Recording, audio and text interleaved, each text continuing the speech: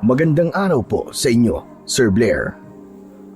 Isa po ako sa masugid ninyong taga-suporta sa dalawang channel ninyo na The Voice Addict at Mga Kwento ni Apong Isaac. Kapag wala po kasi akong ginagawa, ay nakikinig po ako sa mga kwento nyo na hindi lang puro katatakutan, kundi kapupulutan din po ng magagandang aral. Naisipan ko pong ipadala sa inyo ang sarili kong kwentong aswang dahil gusto kong matutunan ng mga makakarinig nito na minsan sa buhay natin ay nangyayari talaga ang pagbabago ng landas o yung tinatawag na redirection. Naniniwala ako na ito ang paraan ng ating Panginoong Diyos para mahanap natin ang totoong dahilan kung bakit tayo nabubuhay. Itago niyo na lamang po ako sa pangalang Enrique. At ito ang aking kwento. Enrique, baka gusto mo muna magpahinga. Kanina ka pa nanggagamot dyan. Hindi ka pa rin nakakapag-almusal. Baka ikaw naman ang magkasakit niyan. Ayos lang po ako, tay. Di pa naman po ako nagugutom eh. Saka, konti na lang po yung nakapila sa labas. Kapag nagamot ko na po silang lahat, saka po ako kakain at magpapahinga. Parang imposible yatang maubos ang mga tao sa labas eh. Sa isang tao na natatapos mong gamutin, ay madalawang dumadagdag sa pila sa labas. Sabihin mo na muna sa kanila na magpapahinga ka muna ng sandali para makakain ka na. Mamaya na lang po, tay. Huwag niyo po akong alalahanin. Kaya ko pa po. Napailing na lang ang tatay ko na si Albert nang hindi niya ako napilit na magpahinga kahit halos 3 oras na akong walang tigil na nanggagamot ng mga taong may sakit na dumagsa sa aming bahay ng umagang yon. Talagang nabigla kami ni tatay sa dami ng tao na nais na magpagamot sa akin. Alam ko na ang dahilan nun ay dahil sa isang mayamang lalaki na ginamot ko noong nakaraang linggo. Tinubuan kasi siya ng bukol sa dibdib at ayon sa kanya, sinabi ng mga doktor na delikado kapag inoperahan ang bukol na yon. Ilang beses na nagpabalik-balik ang mayamang lalaki sa akin at makalipas ang 5 araw ay tuluyan ng naglaho ang kanyang bukol. Malaki ang ibinayad niya sa akin kahit hindi naman ako naniningil at tanging donasyon lamang ang aking tinatanggap. Nangako rin siya sa akin na sasabihin niya sa mga kakilala niya kung gaano ako kagaling na albularyo para marami ang magpagamot sa akin. At nangyari na nga ang sinabi ng mayamang lalaki na yon.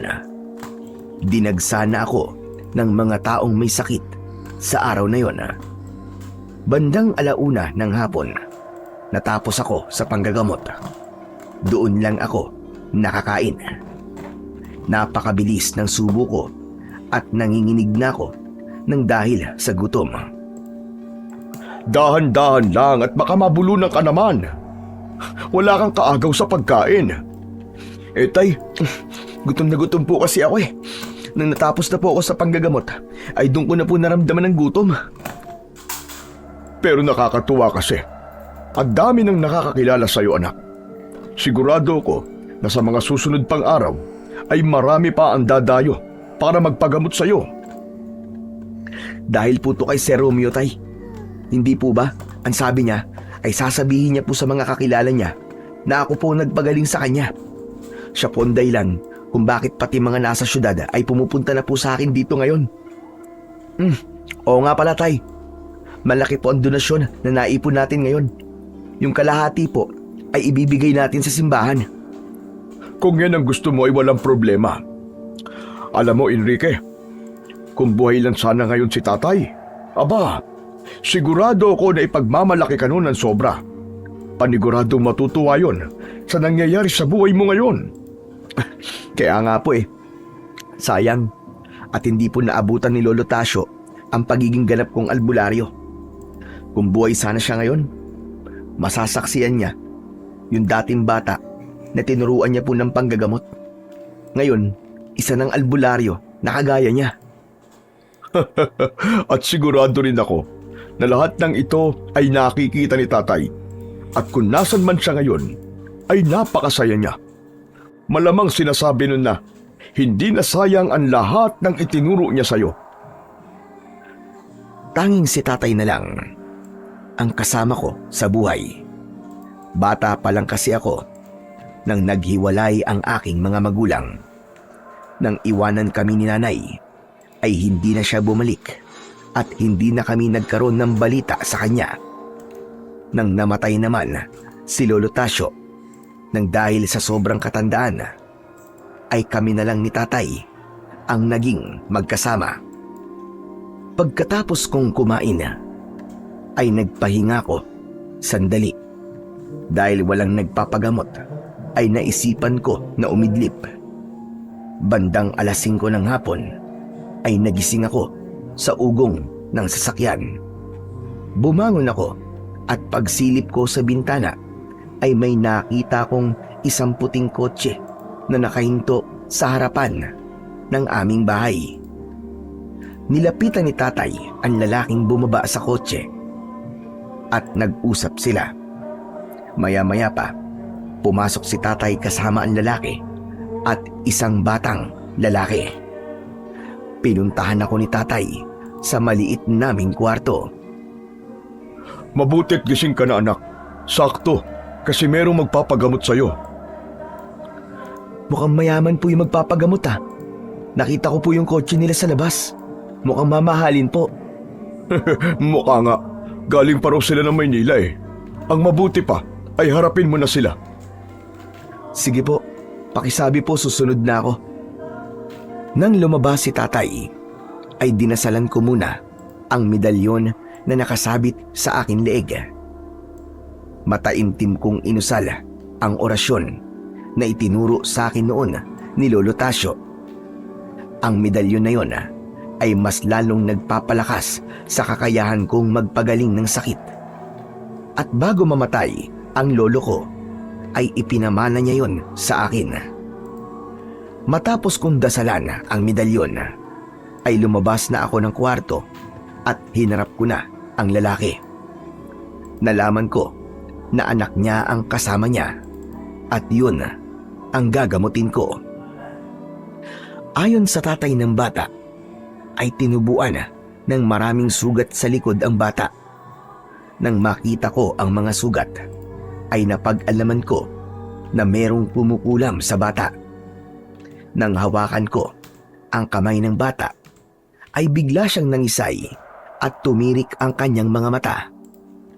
Nataranta ang tatay niya, kaya sinabi ko na ako ang bahala sa anak niya. Sigurado ako na alam ng kumukulam sa bata na gagamutin ko ang kanyang biktima. Kaya mas lalo nitong pinahihirapan ang kawawang bata. Nang sandaling yon, ay biglang dumating ang kababata at kaibigan ko na si Joel. Humahango siya at bakas sa mukha niya ang labis na pag-aalala. Enrique! Enrique! Pinapatawag ka ni Lolo Manuel. Kailangan mo pumunta sa bahay nila ngayon din. Pwede ba nasabihin mo sa kanya na mamaya na lang? Sabihin mo na pagkatapos kong gamutin tong bata, saka ako pupunta sa kanya. Sandali, ano ba problema? Bakit pinapupunta ni Lolo Manuel si Enrique sa kanila? Kasi po, bigla na lang po nawalan ng malay si Carding. Hanggang ngayon po hindi pa rin nagigising. Ang sabi po ni Lolo Manuel ay papuntahin ko rin si Enrique para gamutin ang apo niya. Labis akong nag-alala sa sinabi ni Joel. Si Carding ay matalik kong kaibigan. Kumpara kay Joel, ay mas malapit ako kay Carding. Pero nang sandaling yon, ay hindi ko alam kung sino ang uunahin kong gamutin. Patuloy kasi sa panginginig ang bata at baka kapag iniwan ko yon, ay tuluyan ng tapusin ng mangkukulam ang buhay ng bata. Napapitlag ako nang sumigaw ang tatay ng bata at tinanong niya kung tutulala na lang daw ba ako o gagamutin ko ang anak niya. Pasensya na po kayo, sir. Gagamutin ko na po ang anak niyo. Joel, pakisabi kay Lolo Manuel, nasusunod na lang ako. Sabihin mo na may ginagamot lang ako ngayon na hindi ko pwedeng iwanan. Pero tol, si Carding kasi.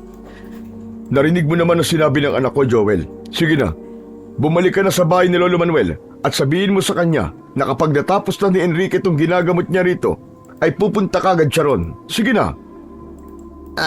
Sige po. Nagmamadaling umalis si Joel.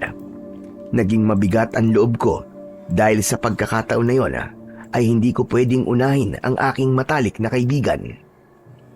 Alam ko rin sa sarili ko na hindi ko pwedeng madaliin ang panggagamot sa bata dahil baka magkamali ako at may posibilidad na ikapahamak niya yun. Sinubukan kong alisin ang pag-aalala ko para kay Carding dahil hindi yun makakatulong sa panggagamot ko sa bata.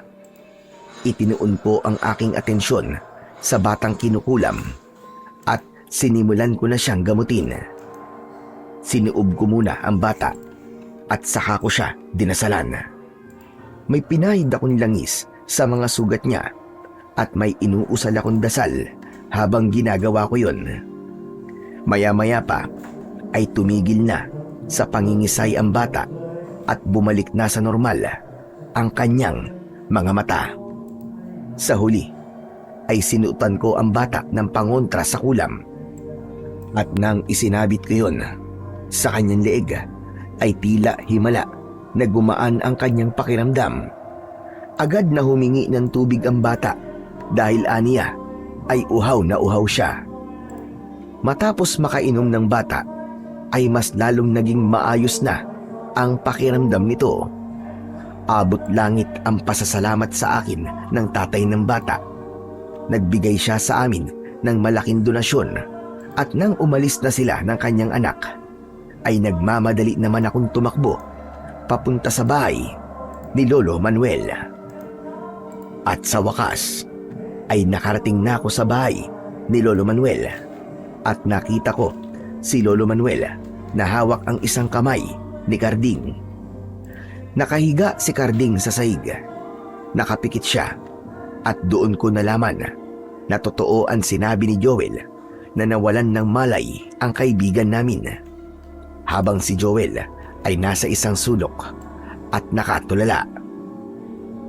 Lolo Manuel, nandito na po ako.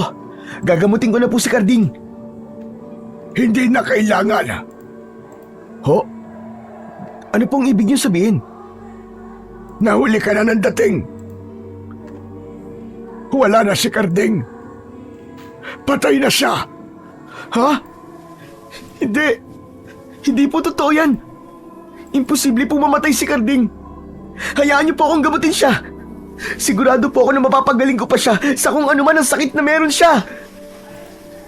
Nilapitan ko si Carding. Kinuha ko ang isa niyang kamay. Dinama ko ang pulso niya. At pakiramdam ko ay pinagbagsakan ako ng langit nang wala akong naramdaman na pulso sa kanya. Kinuha ko ang isa pa niyang kamay at pinulsuhan ko rin yun. Pero wala pa rin akong naramdaman na pulso. Doon na tumulo ang luha ko. Tol, wala na. Wala na talaga si Carding. Ilang minuto bago ka dumating, ay tumigil na ang paghinga niya. Carding! Carding, gumising ka, uy! Carding! Huwag mo naman kaming binibiro ng ganito. Tol! Tol, gising! Tol! Napahagulgul na ako. Napakahirap tanggapin para sa akin na wala na ang matalik kong kaibigan. Nang sandaling yun, ay bumalik sa alaala ko ang lahat ng masasayang sandali. Nakasama ko si Carding. Bata pa lang kami, ay magkaibigan na kami. Siya ang palaging nagtatanggol sa akin kapag merong umaaway sa akin. Pakiramdam ko ay namatay ang kalahati ng katawan ko sa pagkawala ni Carding. Nang umuwi ako sa bahay namin, ay nakatulala ako at wala ako sa aking sarili. Nanghihina ako nang umupo ako sa maliit naming sala. Walang tigil ang pagpatak ng luha ko. Hindi pa rin ako makapaniwala na wala na si Carding.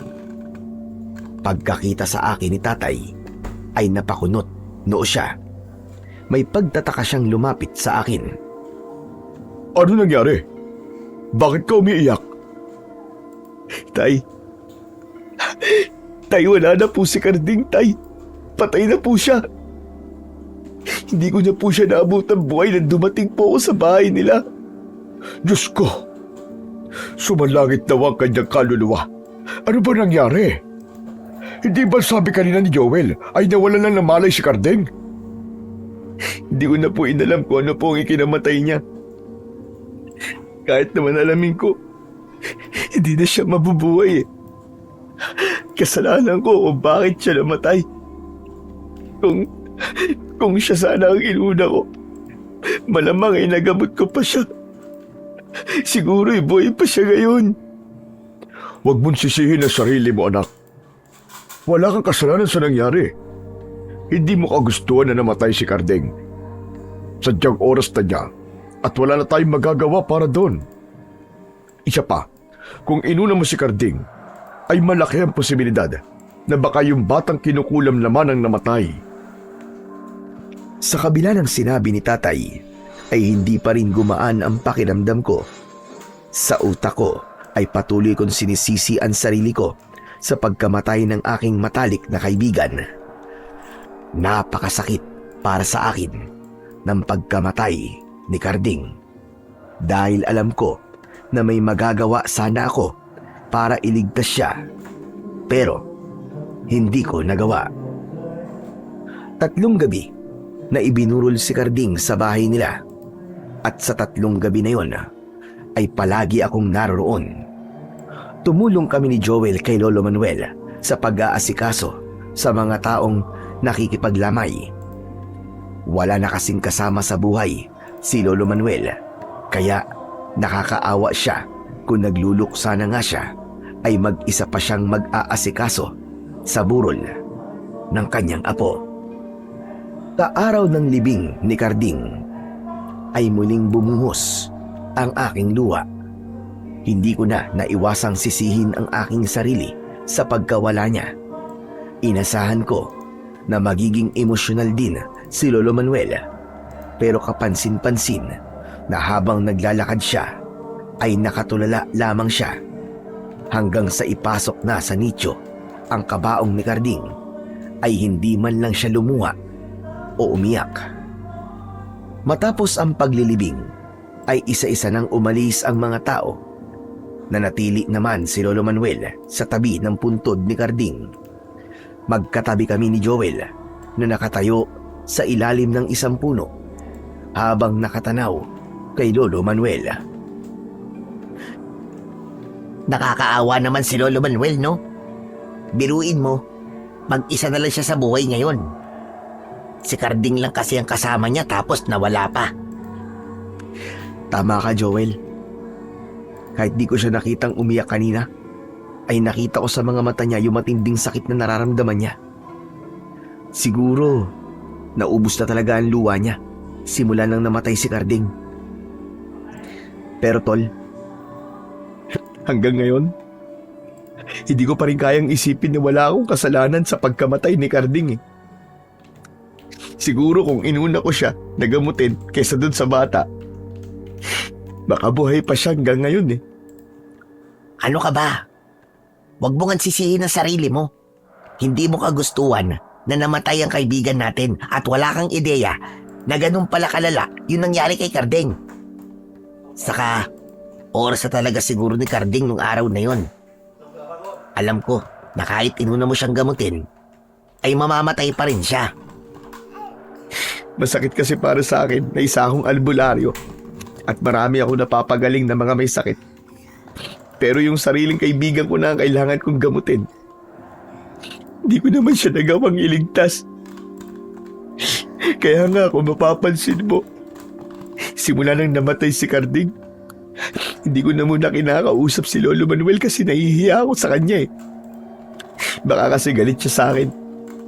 Kasi kahit siya, hindi rin niya ako kinakausap eh. Eh bakit hindi mo siya lapitan at kausapin ngayon para malaman mo kung anong nararamdaman ni Lolo Manuel sa'yo? Hindi yung puro kaakala at hinala. Natatakot ako tol eh. Saka na lang siguro. Alam mo, mabuting malaman mo na ngayon. Kaya lapitan mo na si Lolo Manuel. Sige na. Dito lang ako at hahayaan ko kayong makapag-usap. Kapag ako napagalitan ni Lolo Manuel ikaw ang sisisihin ko Basta, kung anong gawin o sabihin sa'yo ni Lolo, tanggapin mo na lang. Intindihin mo na lang siya kasi namatayan siya ng apo eh. Isang malalim na paghinga ang pinakawalan ko. Napagtanto ko na kailangan kong malaman kung galit ba o hindi si Lolo Manuel sa akin. At kung galit man siya sa akin, ay wala akong magagawa at kailangan ko yung tanggapin. Nagsimula akong maglakad ng mabagal patungo sa kinaroroonan ni Lolo Manuel. Pagkalapit ko sa kanya, ay umupo ako sa tabi niya. Tila isa akong hangin dahil hindi man lang niya ako tinignan. Magsasalita na sana ako pero inunahan ako ni Lolo Manuel. Napakabata pa ng apo ko para mamatay. Ang dami pa niyang pangarap sa buhay. At nang dahil sa pagkawala niya, ay hindi na matutupad ang mga pangarap niya. Napakasakit para sa akin ang pagkamatay niya. Dahil biglaan ang lahat. Wala akong alam na may sakit si Carding. Isang beses lang siya nawalan ng malay. At hindi ko akalain na hindi na siya magigising pagkatapos noon. Parehas po tayo ng nararamdaman, Lolo Manuel. Masakit din po para sa akin ang pagkawala po ni Carding. Hanggang ngayon po, hindi pa rin po ako makapaniwala na patay na siya. Lo, gusto ko pong humingi sa inyo ng tawad. Patawarin niyo po ako, Lo. Bakit ka humihingi ng tawad sa akin? Dahil po sa hindi ko kaagad nagawang puntahan si Carding nung pinatawag niyo ako. Kung napuntahan ko lang po siguro siya kaagad, baka buhay pa po siya hanggang ngayon eh. Kung galit po kayo sa akin o sinisisi niyo ako sa nangyari kay Carding, naiintindihan ko po kayo. Ano ba sinasabi mo? Hindi ako galit sa'yo, Enrique. Hindi rin kita sinisisi sa pagkamatay ng apo ko. Hindi mo kailangang humingi ng tawad sa akin dahil wala kang kasalanan sa nangyari kay Carding. Hindi mo kagustuhan ang nangyaring yun. Wala kang kontrol sa bagay na yun. Kaya ayokong sinisisi mo ang sarili mo. Maraming salamat po, Lo. Ang akala ko po talaga ay galit po kayo sa akin kasi hindi ko po agad napuntahan si Carding eh. Pasensya na po kayo kasi nagkataon lang talaga na may bata po akong kailangan gamutin ng oras na yun. Hindi mo kailangan magpaliwanag, Enrique. Naiintindihan kita. Pasensya ka na kung hindi kita kinakausap simula nang namatay si Carding. Masyado lang akong nalungkot at alam mo naman kung bakit. Ang totoo niyan, hindi lang ikaw ang hindi ko kinakausap, kundi lahat ng tao na nasa paligid ko. Basta, ako na nagsasabi sa'yo na wala kang kasalanan sa nangyari at hindi ako galit sa iyo. Ayokong makararamdam ka ng konsensya sa pagkamatay ni Carding. Dahil alam ko na kahit si Carding ay hindi ka sisisihin sa nangyari sa kanya. Salamat po talaga, Lo. Natatakot po talaga akong kausapin kayo nung una eh. Kasi akala ko talaga galit kayo sa akin. Malaking tulong po para sa akin ang mga sinabi nyo ngayon kasi talagang nabawasan po ng malaki ang bigat sa dibdib ko. Huwag po kayong mag-alala. Kasi nandito lang po kami ni Joel. Hindi ka po namin pababayaan. Alam ko naman yun. Matalik kayong kaibigan ni Carding. Lalo ka na. At parang tunay na apo na ang turing ko sa inyo. Alam ko na hindi nyo ako pababayaan. Matapos yun, ay mahigpit kong niyakap si Lolo Manuel. Nang sandaling yun, ay nawala na ang malaking tinik sa aking dibdib dahil nalaman ko na hindi galit si Lolo Manuel sa akin at hindi niya ako sinisisi sa pagkamatay ni Carding. Tama pala, sina Tatay at Joel na nasa isip ko lang talaga ang galit ni Lolo Manuel sa akin. Sa mga lumipas na araw, ay palagi kong binibisita si Lolo Manuel sa bahay niya. Minsan ay dinadalhan ko siya ng pagkain o hindi kaya ay pinagluluto ko siya at sabay kaming kumakain. Palagi namin pinagkikwentuhan ang masasayang alaala ni Carding. Yun ang pinag-usapan namin upang kahit papano ay makaiwas kami sa kalungkutan. Isang tanghali, pagkatapos magluto ni Tatay ng ginataang kalabasa at pritong isda, ay kumuha ako ng mangkok. Nilagyan ko yun ng nilutong ulam ng tatay ko. Mukhang dadalan mo ulit si Lolo Manuel ng ulam ha. Tamang-tama, kasi dinamihan ko talaga ang niluto ko para sa kanya. Tama po kayo. Parang wala pa rin po kasing ganang magluto si Lolo Manuel kaya dinadalang ko po siya palagi ng ulam. Maganda yung ginagawa mo. Kasi nakakatulong sa kanya na meron siyang nakakausap. Pero anak, hanggang kailan mo ba balak gawin yan? Hindi ko po alam tay kung hanggang kailan. Siguro, kapag naging okay na po si Lolo Manuel.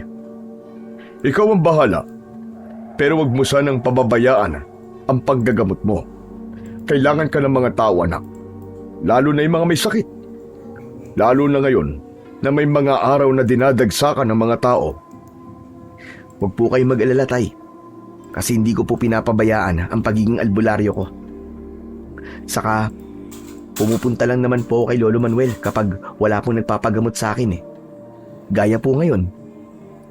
Gusto ko lang na makasiguro na alam mo pa rin kung ano ang prioridad mo. Pero tay, hindi po ba? Nang dahil sa inuna ko ang dapat kong gawin, ay namatay ang kaibigan ko. Hanggang ngayon pala, ay sinisisi mo pa rin ang sarili mo sa pagkamatay ni Carding. Hindi ba'y nakausap mo na si Lolo Manuel at siya na mismo nagsabi sa iyo na wala kang kasalanan sa nangyari? Oo nga po, pero para sa akin, ay masakit pa rin po na hindi ko man lang nagawang subukang gamutin si Carding nung panahon na kailangan niya ako. Naiintindihan kita kung bakit ka nakakaramdam ng ganyan, anak. Kaya kailangan mong patawarin ang sarili mo.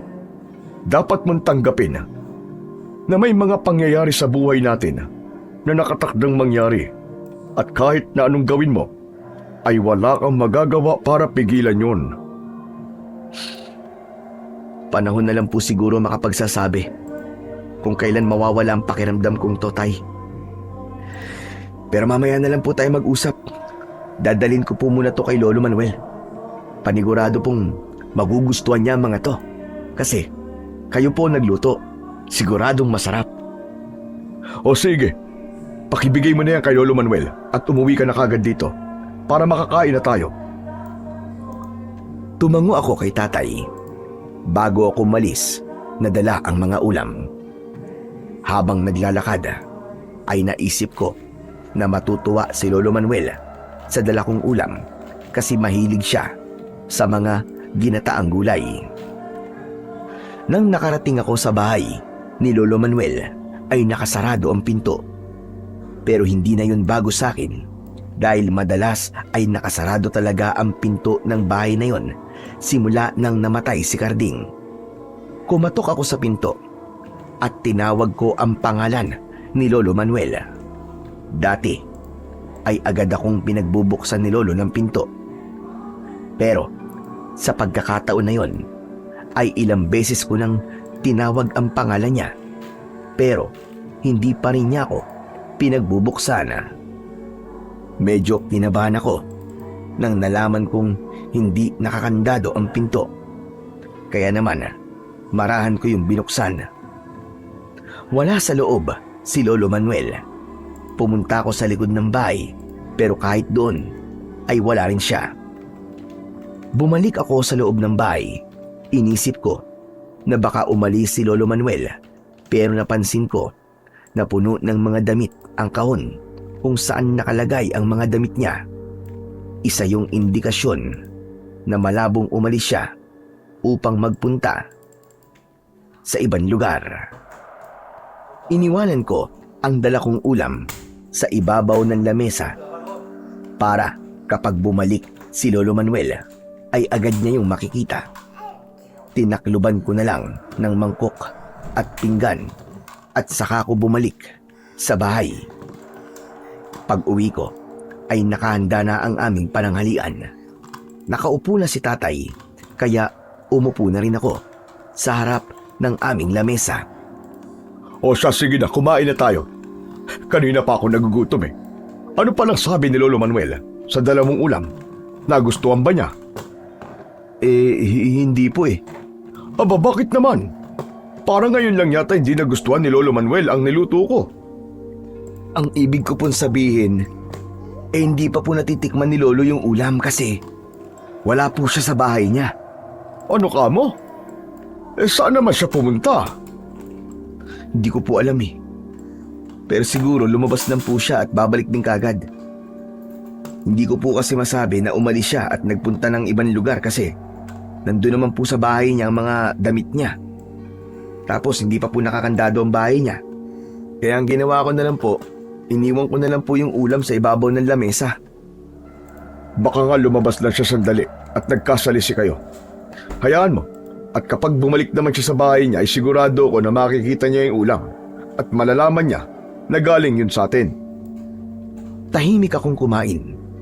Kahit iniisip ko na walang masamang nangyari kay Lolo Manuel, ay hindi pa rin nawala ang pag-aalala ko para sa kanya. Noon lang kasi yun nangyari na nagpunta ko sa bahay ni Lolo Manuel, tapos ay hindi ko siya naabutan doon. Pagkatapos naming mananghalian ni tatay, ay naging abala na ako dahil sa magkakasunod na nagpagamot sa akin. Sandaling nawala sa isip ko si Lolo Manuel dahil sa dami ng aking ginagawa. 6:00 na ng gabi ako nakapagpahinga at dun ko lang ulit naisip si Lolo Manuel. Pinuntahan ko siya sa bahay niya at mas lalo akong nag-alala dahil wala pa rin siya doon. Nagtanong na ako sa mga kapitbahay niya pero maging sila ay hindi rin alam kung saan nagpunta ang matanda. Bagsak ang balikat ko na naglakad ako pauwi hanggang sa nagulat ako nang nakasalubong ko si Joel at tinawag niya ako. Uy, tol! Saan ka galing? Ikaw pala yan, Joel. Galing ako sa bahay ni Lolo Manuel pero wala siya ron. Kaninang tanghali, pinuntahan ko rin siya. Wala rin siya ng oras na yun sa bahay niya. Tol, nag-aalala na ako sa kanya Baka kung ano na nangyari sa kanya Nakita ko si Lolo Manuel kaninang umaga. Talaga? Alam mo ba kung saan siya nagpunta? Hindi ako sigurado pero nakita ko siya na papunta sa gubat. Tapos may dala siyang itak. Nakita mo naman pala siya Bakit di mo sinundan o kaya tinanong kung saan siya pupunta? Iniisip ko kasi na baka kukuha lang siya ng panggatong sa gubat. Di ba normal lang naman na magdala siya ng itak kung ganun ang gagawin niya? Sa bagay, tama ka naman. Pero kung kaninang umaga pa siya pumunta ng gubat, tapos hanggang ngayon wala pa rin siya. Anak nang hindi kaya may masama na nangyari sa kanya? Diyos ko, wag naman. Huwag kang mag-isip ng kung ano-ano. Baka mamaya magkatotoo yung iniisip mo Malay naman natin, baka naman naligaw lang si Lolo Manuel sa gubat. Kung naligaw man siya, masamang pangyayari pa rin yun. Oo nga pala, no? Saka imposibleng maligaw sa gubat si Lolo Manuel. Maraming beses na siyang pumupunta ron. Matagal na siyang residente sa lugar na to. Kaya alam niya na ang pasikot-sikot sa loob ng gubat. Ay nako, kinakabahan talaga ako. Huwag naman sanang may masamang mangyari sa kanya. O kaya, may ginawa siyang kung ano sa sarili niya. Ang ibig mo ba sabihin baka mamaya nagpakamatay si Lolo Manuel? Isa yan sa naiisip ko. Pero wag naman sana, Joel. Kailangan kong hanapin si Lolo Manuel. Sandali lang. Baka mahirapan kang hanapin siya sa gubat. Madilim dun Bukas mo na lang gawin yan. Baka ikaw naman ang mapahamak sa gagawin mo. Hindi ko na to pwedeng ipagpabukas pa. Kailangan ko nang hanapin si Lolo Manuel ngayon. Hindi ko na hinintay na magsalita si Joel at mabilis akong tumakbo papunta sa gubat.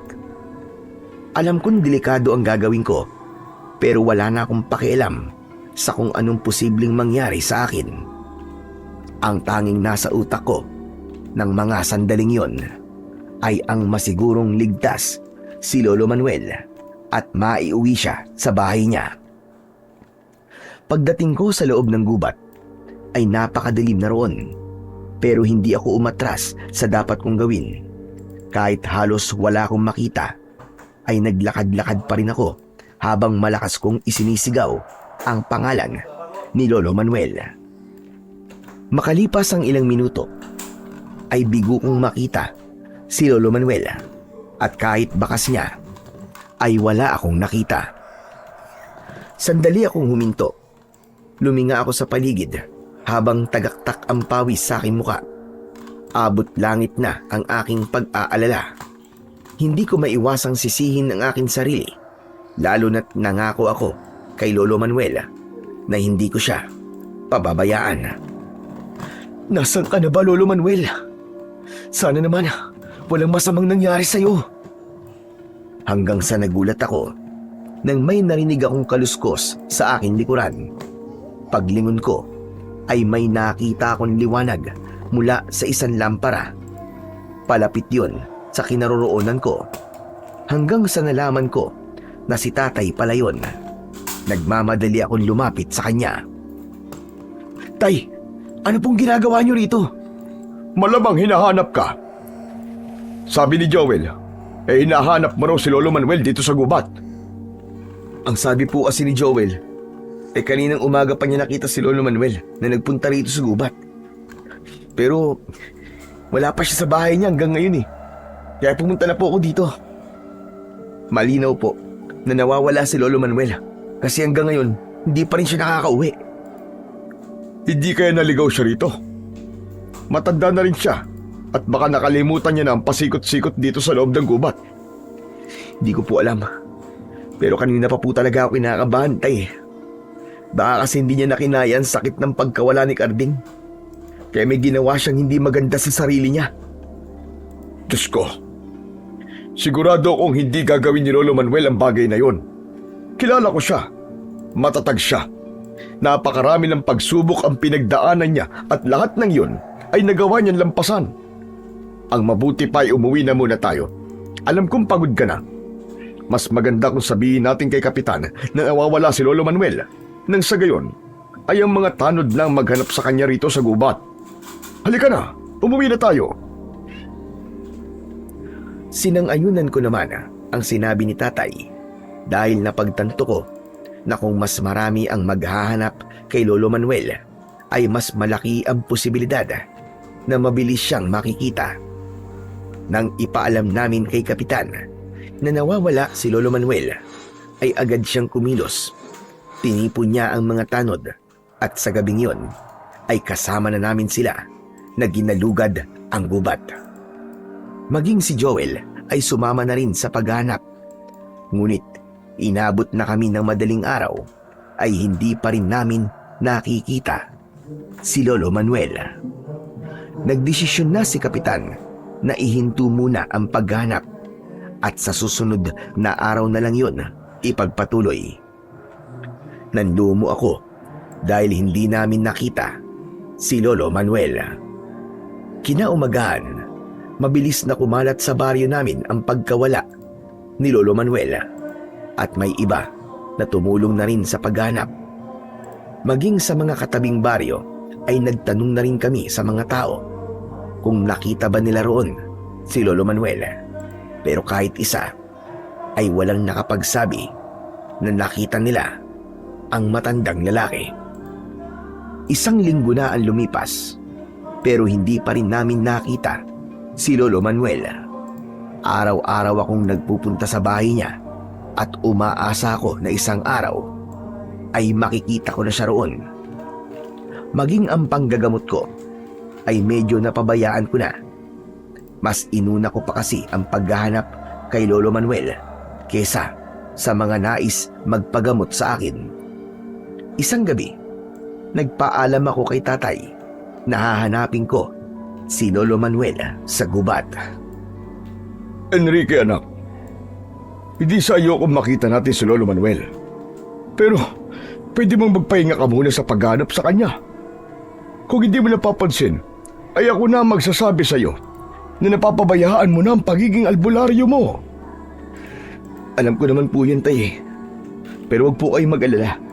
Dahil kapag nahanap na po natin si Lolo Manuel at nasiguro nating ligtas na po siya, ay magpo-focus na po ulit ako sa pagiging albularyo ko. Hindi ko po kasi kayang ituon ang atensyon ko sa panggagamot nang hindi ko alam kung ano na po ba nangyari kay Lolo Manuel. Alam ko na parang totoong lolo na ang turing mo sa kanya. Kaya ganyan ka na lamang mag-alala. Pero paano kung hindi na natin makita si Lolo Manuel? Paano kung umalis na pala siya at nagpunta na sa malayong lugar? At ang paghanap natin sa kanya sa gubat ay pagsasayang lamang ng oras. Anak, naniniwala ako na kung gustong magpakita ni Lolo Manuel ay hindi tayo mahihirapan ng ganito sa paghahanap sa kanya. Baka kasi ayaw niya na sa lugar na ito dahil naaalala lang niya ang kanyang apo. Lahat po ng sinabi nyo ay isa lamang sa mga posibilidad na nangyari. Pero ang gusto ko po ay ang katotohanan. Kaya hanggat hindi po ako sigurado sa kung ano talaga nangyari sa kanya, ay patuloy ko po siyang hahanapin, tay. Pasensya na po. Pero kailangan ko na pong umalis. Hindi na ako napigilan ni tatay nang umalis ako at nagtungo sa gubat.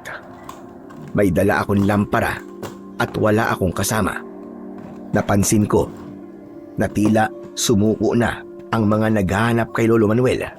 Pero ako, hindi ko yun gagawin. Matyaga akong naglakad sa gubat. Kahit yung mga napuntahan ko na ay muli kong binalikan. Makalipas ang ilang minuto ay parang gusto ko nang sumuko. May parte ng utak ko na nagsasabi na kailangan ko nang huminto at hayaan na lang na bumalik si Lolo Manuel. Baka nga naman tama si tatay. Nanilisan na ni Lolo Manuel ang aming baryo dahil sa masasakit na alaala niya roon. Hanggang sa napahinto ako nang mula sa kung saan ay may narinig akong ungol mula sa isang matandang lalaki na tila nahihirapan. Ang unang pumasok sa utak ko ay si Lolo Manuel.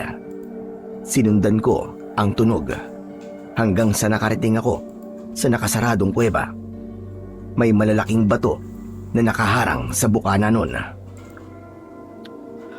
Lolo Manuel? Lolo Manuel? Nandiyan po ba kayo sa loob? Narinig ko sa loob ng kuweba ang ungol ng isang matandang lalaki. Ibinaba ko muna ang lampara at mag-isa kong inalis ang malalaking bato na nakaharang sa kuweba. Sa kagustuhan kong malaman kung si Lolo Manuel ang nasa loob, ay mabilis kong naalis ang mga bato kahit karamihan sa mga yon ay napakabigat. Sa wakas ay kasya na ako sa bukana ng kuweba. Muli kong kinuha ang lampara at pumasok na ako. Palakas ng palakas ang ungol hanggang sa natagpuan ko si Lolo Manuel na nakadapa sa isang malapad na bato. Nang natanglawang ko siya ng lampara, ay labis ang awang naramdaman ko. Napakapayat niya at mas lalong tumanda ang kanyang itsura. Napansin ko rin ang mahabang sugat sa magkabilaan niyang braso. Lolo Manuel! Lolo Manuel! Diyos ko! Salamat sa Diyos at nakita ko na po kayo. Ako po to si Enrique. Huwag po kayong mag-alala dahil ligtas na po kayo. Binungat ko si Lolo Manuel at inilabas ko siya sa kuweba. Malalaki ang mga hakbang ko dahil ang tanging gusto kong gawin ay ang matignan siya kung may sakit ba siya at kailangan ko siyang gamutin. Habang naglalakad ako ay naririnig kong bumubulong si Lolo Manuel. Pero sa sobrang hina ng bulong niya ay hindi ko maintindihan kung ano ang sinasabi niya. Nang malapit na kaming makalabas ng gubat ay 3 beses na tinapik ni Lolo Manuel ang balikat ko. Ngunit wala akong ideya kung bakit, pero biglang dumilim ang paningin ko. Nakaramdam ako ng matinding panghihina at ang huli kong natandaan ay natumba ako kasama si Lolo Manuel. Nang bumalik ang malay ko ay nakahiga na ako sa papag namin sa aming bahay. Babangon sana ako para alamin kung nasaan ang matandang lalaki. Pero may kamay na pumigil sa akin. Huwag ka munang tumayo, anak. Mahina ka pa. Mas makakabuti sa'yo magpahinga.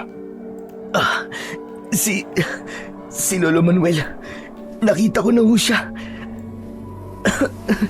Nasaan na po siya? Nandun siya ngayon sa bahay niya. Binabantayan siya ng mga tanod. Pinakain at pinainom na rin siya. Malamang, ngayon ay nagpapahinga na rin yun para makabawi ng lakas. Kailangan ko po siyang puntahan. Baka po may sakit siya. Kailangan po niya ng tulong ko. Sa tingin mo ba, ay makakapanggamot ka pa sa lagay mo na yan? Tignan mo nga sarili mo at sobrang putla mo. Ano ba kasi nangyari at pati ikaw ay walang malay nang natagpuan ng mga tanod? Di ko nga rin po alam kung bakit po ako bigla nawalan ng malay. Ang natatandaan ko lang po ay buhat ko nun si Lolo Manuel. Tapos nang malapit na po kami makalabas ng gubat, ay doon na po ako nahimatay.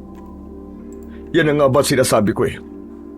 Talagang mawawalan ka ng malay kasi ilang araw ka nang walang maayos sa tulog. Malamang ay bumaba na ang resistensya mo. Kaya mas makakabuti kung magpapahinga ka na muna kahit 1 buong araw lang. Pero tay, si Lolo Manuel po, kailangan po niya ako. Bakit ba ang kulit mo, Enrique? Sinabi ng binabantayan na nga siya ng mga tanod. Bukas hahayaan kitang puntahan siya, pero ngayon ay wag muna. Unahin mo na muna ang sarili mo. Teka, maiba ko. Saan mo nga pala nakita si Lolo Manuel? Sa gubat po. Sa loob po ng isang saradong kuweba. Nagtataka nga po ako kung paano po siya nakapasok doon kasi nakaharang pa rin po yung malalaking bato sa bukana ng kuweba. Aba, katakataka nga yan. Saka hindi ba, isinarado na ang kuwebang yun dahil lahat ng pumapasok doon ay nasisiraan ng bait sa hindi malamang dahilan. Kaya nga po gusto ko matignan si Lolo Manuel para masiguro ko po kung ayos lang po ang kalusugan niya at ang kanyang pag-iisip. Bukas mo na yan gawin. Ang isipin mo ay ang pagpapahinga mo. Huwag ka mag-alala dahil kung sakaling may magpupunta rito para magpagamot, ay pababalikin ko na lamang sila sa ibang araw. Alam ko na sa sandaling yon ay hindi ako mananalo kay tatay. Kaya kahit mabigat sa kalooban ko na hindi agad mapuntahan si Lolo Manuel, ay pinagbigyan ko muna si tatay sa gusto niya. Habang nagpapahinga, ay hindi mapalagay ang utak ko. Bukod kasi sa pag-aalala kay Lolo Manuel, ay iniisip ko rin kung ano ang nangyayari sa kanya sa mga araw na nawala siya at kung paano siya napunta sa nakasaradong kuweba. Kinabukasan, paggising ko, ay hindi na ako nag-almusal. Dumiretso na ako sa bahay ni Lolo Manuel. Naabutan ko siya na pinapakain ni Joel. Uy, tol. Bakit naman pumunta ka agad dito? Okay na ba ang pakiramdam mo? Oo, nakapagpahinga na ako kahapon. Lolo Manuel, kumusta na po ang pakiramdam nyo? Gusto nyo po bang gamutin ko kayo pagkatapos nyo pong kumain? Wala akong sakit, kaya hindi mo ako kailangan gamutin. Pero sobrang payat nyo po. Hayaan nyo man lang po na matignan ko po kayo para malaman ko po kung may sakit kayo na kailangan maagapan. Sinabi nang wala akong sakit. Bakit ba ang kulit mo? Pasensya na po. Nag-aalala lang po kasi ako sa inyo eh. Pero, paano po ba kayo napunta sa loob ng kuweba? Paano po kayo nakapasok doon? Hindi ko rin alam. Ang huli kong natatandaan ay naglalakad ako sa gubat. Tapos biglang nagdilim ang paningin ko.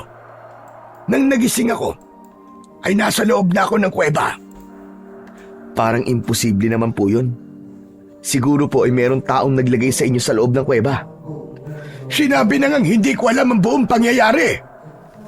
Tol, mas makakabuti siguro kung wag mo munang kausapin si Lolo Manuel sa mga nangyari sa kanya. Sa palagay ko kasi, hindi pa masyadong napoproseso ng utak niya ang lahat. Hayaan muna natin siya makapagpahinga ng ilang araw. Nagbabawi pa rin kasi siya ng lakas hanggang ngayon. Biruin mo, 1 linggo siyang nawala at malamang ay ganun din siya katagal doon sa loob ng kuweba. Oo nga no, tama ka. Pero Lo, kapag ganda na po kayo magkwento, nandito lang po ako ha. Mahalaga po na malaman namin kung ano ba ang totoong nangyari sa inyo para kung sakaling may dapat maparusahan, ay maparusahan siya. Walang emosyon na ipinagpatuloy ng matandang lalaki ang kanyang pagkain. Medyo nanibago ako sa kanya dahil sa pagiging masungit niya sa akin. Inintindi ko na lang siya dahil sigurado ko na hindi biro ang napakahirap na pinagdaanan niya. Matinding gutom at uhaw ang pinagdaanan niya dahil walang pagkain sa loob ng kuweba at limitado lamang ang tubig niya roon. Ipinagdasal ko na sana ay makabawi kagad ng lakas si Lolo Manuel at bumalik na siya sa kanyang normal na buhay. Pagbalik ko sa bahay ay may 2 tao ang naghihintay sa akin sa labas. Parehas silang magpapagamot. Inuna ko ang matandang babae na walang pakiramdam ang mga kamay. Marami na akong napagaling na may ganong problema kaya madali na para sa akin ang ganong kaso. Pero nang ginagamot ko na ang matandang babae ay hindi ko siya magawang pagalingin. Sinubukan ko naman ang lalaking may mataas na lagnat at maging siya ay hindi ko rin nagawang gamutin. Sa huli ay sumuko na ako at sinabi ko sa kanila na bumalik na lang sila sa ibang araw o kaya naman ay magpagamot muna sila sa ibang albularyo. May pagtatakang tinignan ko ang aking mga kamay hanggang sa lumapit si tatay sa akin. Nakita ko ang ginawa mo. Hindi mo sila napagaling at pinauwi mo pa sila. Anong nangyayari sa'yo, anak? Di ko rin po alam, tay. Pakiramdam ko po hindi ko na po kayang manggamot ngayon. Para bang lahat po ng kaalaman ko sa panggagamot ay nawala. Sa palagay ko, ay kailangan mo pa magpahinga. Huwag kang mag-alala dahil ang kaalaman mo ay hindi nawala. Nandyan pa rin yan sa'yo. Pero tay, iba po ang pakiramdam ko. Parang lahat po ng itinuro sa akin ni Lolo ay hindi ko na matandaan. Kahit po itong agimat ko, parang wala na po siyang kapangyarihan. Huwag kang mag-isip ng kung ano-ano. Imposibleng mawala sa iyo ang kakayahan mo na manggamot. Basta, magpahinga ka na muna at alisin mo sa isip mo ang mga hindi magagandang tumatakbo dyan. Pagod ka lang at ramdam ko yun, anak. Nababahala ako na patitig sa kawalan. Hindi naiintindihan ni tatay ang nararamdaman ko dahil ramdam ko talaga na wala na ang kakayahan kong magpagaling ng may sakit at kung bakit yun nangyari ay wala akong ideya. Nang mga sumunod na araw ay hindi muna ako tumanggap ng mga magpapagamot. Sinunod ko ang sinabi ni tatay. Nagpahinga ako. Hindi ko muna inisip ang kalagayan ni Lolo Manuel dahil alam ko na nagtutulong-tulong ang mga tao sa lugar namin para siya ay alagaan. Makalipas ang 3 araw ay muli kong sinubukan na manggamot. Pero hindi ko pa rin nagawang pagalingin ang mga nagpagamot sa akin. Labis na akong nabahala at natakot ako na baka may nagawa ako para mawala ang kakayahan na ipinamana pa sa akin ni Lolo Tasio. Isang araw ay maraming dumagsa sa bahay namin na mga tao na nais magpagamot. Ako lang mag-isa sa bahay dahil nasa palengke si tatay. Nasa loob lang ako at wala akong lakas ng loob na harapin ang mga tao. Maya-maya pa ay marami na ang sumisigaw. May mga nagsabi na harapin ko na sila dahil galing pa sila sa malayong lugar. Hanggang dumating na si tatay at nagtaka siya nang naabutan niya akong nakaupo sa isang sulok. Enrique, ano pang ginagawa mo dyan? Bakit hindi mo paharapin ang mga tao? Ang daming gusto magpagamot sa'yo ngayon. Paalisin niyo na lang po sila, tay. Hindi ko na po sila kayang gamutin. Hindi ko na po kaya magpagaling ng may sakit. Imposible ang sinasabi mo. Sigurado ko na kailangan mo lang ng pahinga para bumalik ang husay mo sa panggagamot. Tay, ilang araw na po ako nagpahinga, pero wala pong nangyari. Wala na po siguro ako magagawa. Baka ito na po ang katapusan ng pagiging albularyo ko. Sinabi na huwag ka nag-iisip ng ganyan eh. Sa tingin mo ba, ay matutuwa ang lolo mo kapag narinig niya yan? Sandali, at ako na makikipag-usap sa mga tao. Ako na ang bahalang magpaliwanag sa kanila. Lumabas si tatay at narinig ko na sinabi niya sa mga tao na hindi muna ako makakapanggamot ng ilang araw dahil may problema akong pinagdadaanan. Nagreklamo ang mga tao, lalo na yung mula pa sa malayong lugar. Pero wala na silang nagawa pa, kundi ang umalis. Maya-maya pa ay binalikan ako ni tatay. Umalis na ang mga tao. Ngayon, wala kang gagawin kundi magpahinga hanggang sa bumalik na ang kakayahan mong manggamot. Pero tay, paano po kung hindi na po bumalik? Paano kung may ginawa po ako na naging dahilan kung bakit po ito nangyayari sa akin? Tay, natatakot po ako. Hindi makatutulong kung mag-iisip ka ng hindi maganda. Alalahanin mo lahat ng itinuro sa'yo ni tatay. Yung mga orasyon sa agimat, yung dasal para mas maging malakas ang kapangyarihan mo na magpagaling ng may sakit. Alalahanin mo lahat yun. Para sa akin ay mahirap gawin ang sinabing yun ni tatay. Ngunit dahil hindi maaaring mawala ang kakayahan kong manggamot, ay pinilit ko pa ring maging positibo sa aking pag-iisip. Sinabi ko sa aking sarili na pagod lang ako at ng mga nakalipas na araw ay palaging si Lolo Manuel ang aking iniisip. Kaya may posibilidad na hindi lang ang katawan ko ang pagod kundi maging ang aking utak. Kaya kailangan ko talaga ng matagal-tagal na pahinga. Pinilit kong kumalma sa mga sumunod na araw, pero tila may mga boses akong naririnig sa loob ng aking utak kapag wala akong ginagawa o kaya naman ay kapag bago ako matulog.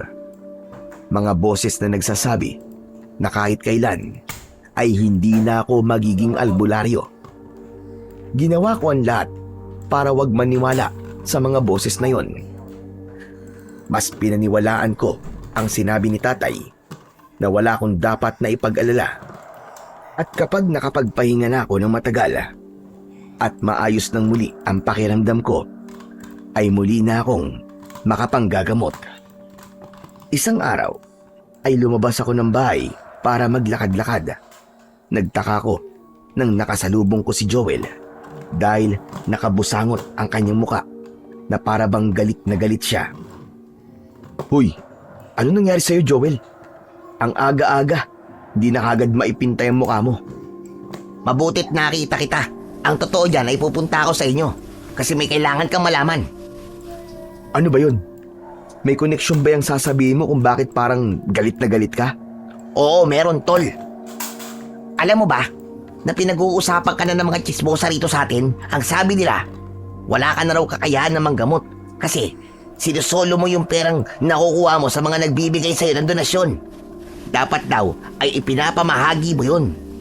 Hindi ba nila alam na sa tuwing kumikita ka ng malaki ay nagbibigay ka sa simbahan natin? Ayun, binungangaan ko sila para malaman nila na mali sila ng iniisip tungkol sa'yo. Kung ganun, marami na palang nakakaalam na hindi ko na kaya manggamot. Oo, dahil sa mga chismosa. Pero tol, babalik ka pa naman sa pagiging albularyo, di ba? Sa totoo lang, di ko alam. Hanggang ngayon kasi, hindi ko pa nararamdaman na bumalik na ang kapangyarihan ng aking agimat. Babalik pa yan. At kapag nanggagabot ka na ulit, sigurado ako na masusupalpal yung mga chismosang nagpakalat ng hindi magandang balita tungkol sa'yo. Baka nga sila pa ang unang magpagamot sa'yo kapag nagkasakit sila eh. Pabayaan mo na lang sila. Magkakaroon ka lang ng maraming kaaway kapag pinansin mo sila. Wala akong pakialam kahit lahat ng tao rito maging kaaway ko. Basta ipagtatanggol kita, tol. Ganon ka kalakas sa akin eh. Maraming salamat, Joel Pero gaya ng sinabi ko, hindi mo na yung kailangan gawin. Oo nga pala, maiba ako. Nabibisita mo pa ba si Lolo Manuel? Kumusta na kaya siya? Galing ako sa kanya kahapon. Sa tingin ko, bumalik na siya sa normal. Mas malakas na siya kumpara nung nakita mo siya sa kuweba. Saka, nakakapagtanim na ulit siya ng mga gulay. Nakakapagbenta na nga ulit eh. Ayos. Mabuti naman pala kung ganun. Ang mabuti pa puntahan ko siya ngayon.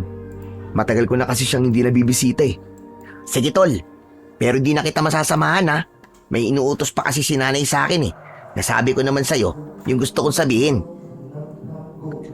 Matapos namin mag-usap ni Joel, ay naglakad na ako papunta sa bahay ni Lolo Manuel.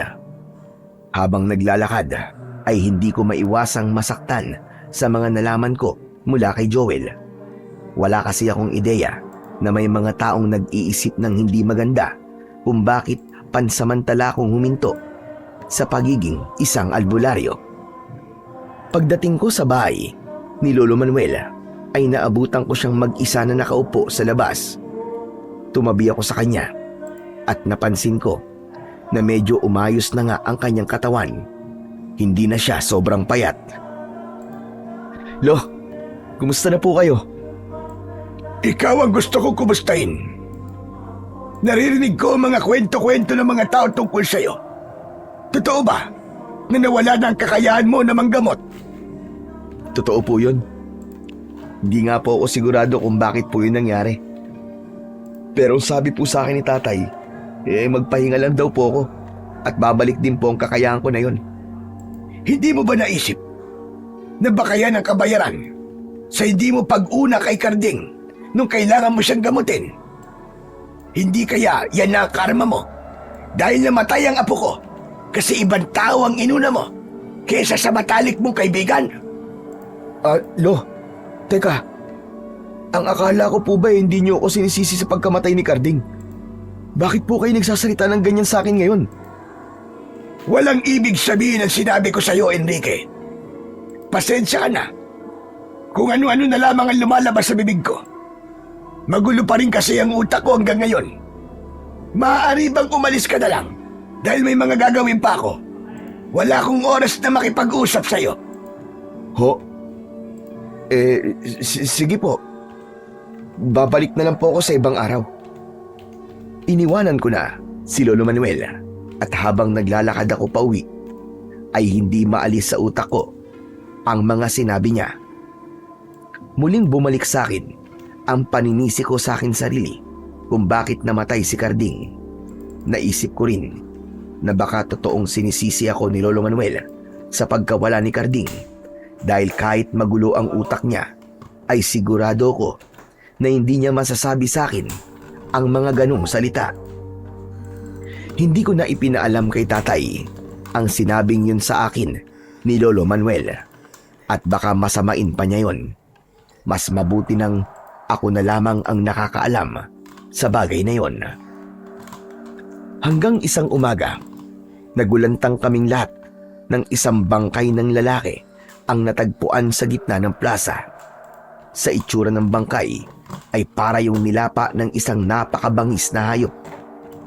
Halos hindi na makilala ang lalaki dahil sa lalim ng mga sugat niya.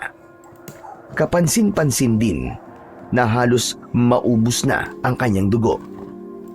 Nagkaroon ng hinala ang ilan na baka aswang ang pumatay sa lalaki. May ilan na naniwala sa kwentong yon. kaya mabilis na binalot ng takot ang aming baryo. Isang gabi, galing ako sa labas para bumili ng posporo, pero bumalik ako sa bahay na walang dalang posporo. Wala po ako nabiling posporo, tay. Lahat po kasi ng tindahan dito sa atin ay maaga na po nagsasarado. Hindi na ako nagtataka dahil marami naniniwala na meron ng aswang dito sa lugar natin. Nang dahil po yun dun sa lalaking pinatay. Sa tingin niyo po ba, ay aswang talaga ang pumatay sa kanya? Hindi ko masasabi na aswang nga ang pumatay doon sa lalaki dahil yun ang unang beses na may nangyaring ganito rito. Pero wala ring masama kung maniniwala at mag-iingat tayo. Kesa naman magsisi tayo sa bandang huli, hindi ba? Tama po kayo, tay. Pero sana, kung meron man talagang aswang dito sa atin, ay merong magprotekta sa atin. Yung taong kayang makipaglaban sa mga aswang. Sana nga. Malaking bagay kung merong ganong tao dito dahil panigurado na hindi na masyadong matatakot ang mga tao. Umasa kami ni tatay na isang beses lang may mangyayaring karumal-dumal na patayan sa aming baryo. Ngunit sa 3 nakalipas na gabi ay isang tao ang pinatay kada gabi. Mas tumindi ang takot naming lahat. May ilan na pinili ng umalis at manirahan na lamang sa ibang lugar. Napatunayan na rin na isang aswang talaga ang pumapatay ng mga tao dahil isang babae ang nagawang makaligtas mula sa pag-atake ng aswang. Ayon sa kanya, habang naglalakad siya isang gabi pa uwi mula sa trabaho, ay isang nakakapangilabot na nilalang na may nanlilisik at mapupulang mga mata ang humabol sa kanya. Mabuti na lang at nagawa niyang makatakbo at hindi siya pinangunahan ng takot. Nang makauwi na siya sa kanyang bahay, ay agad niyang kinandado ang pinto at mga bintana at nagdasal siya na hindi siya mamatay sa gabing yon. Nang dahil sa hindi magagandang nangyayari sa aming baryo, ay mas lalo kong naisipan na kailangan namin ng tagapagtanggol. Kahit isang tao lang sana na magkakaroon ng lakas ng loob na labanan ng aswang ay magiging malaking bagay na para sa aming lahat. Isang gabi, maimbing na kaming natutulog ni tatay hanggang sa napunit ang katahimikan ng gabi nang isang malakas na sigaw ng isang babae ang umalingaw-ngaw. Walang tigil ang paghingi ng tulong ng babae, kaya parehas kaming nagising ni tatay. Hindi ba si Aling Ising yung sumisigaw? Ano kayang nangyayari sa kanya? Tay, baka po inaatake siya ng aswang. Kailangan po natin siyang iligtas. Ano ba sinasabi mo? Paano kung inaatake nga siya ng aswang? Paano kapag sinubukan natin siyang tulungan ay tayo naman ang puntiryahin ng aswang? Dito lang tayo. Hindi tayo lalabas. Hindi. Pasensya na po. Pero hindi ko po kayo manatili lang rito sa loob habang alam ko po may posibilidad na inaatake ng aswang ang kapitbahay natin. Nagmamadali akong pumunta sa kusina at kinuha ko roon ang matalas na itak. Sinubukan pa akong pigilan ni tatay pero hindi ako nagpapigil sa kanya. Lumabas ako at patakbo kong nagtungo sa bahay ni Aling Ising na nasa tapat lang ng aming bahay. Nakabukas ang pinto ng bahay ni Aling Ising at mula roon ay nakita ko ang isang nakakatakot na nilalang na nasa ibabaw niya. Pilit na nilalabanan ni Aling Ising ang nilalang na sigurado ko na isang aswang. Mas lalo kong binilisan ang pagtakbo at nang nakapasok na ako sa bahay ni Aling Ising ay lumingon sa akin ang aswang. Nang hilakbot ako, nang nakita ko ang kanyang nakakatakot na muka. Matutulis ang ngipin niya at namumula ang mga mata. Para siyang isang napakabangis na halimaw. Ang buong katawan niya ay halos kulay itim na. Pinilit kong maging matapang dahil alam kong walang maitutulong sa akin ang takot. Humanda ka sa aking aswang ka dahil papatayin kita! Hindi ako papayag na madadagdagan pa ang mga biktima mo! At ano naman ang laban ng isang albularyo sa isang kagaya ko? Sinugod ko ang aswang. Akmang tatagain ko sana siya, pero mabilis siyang tumalon papunta sa bintana. Mula roon ay lumabas siya. Pagsilip ko sa bintana ay hindi ko na nakita ang aswang. Nagmamadali kong nilapitan si Aling Ising at kahit papano ay nagpasalamat ako dahil mababaw na kalmot lamang sa braso ang kanyang natamo.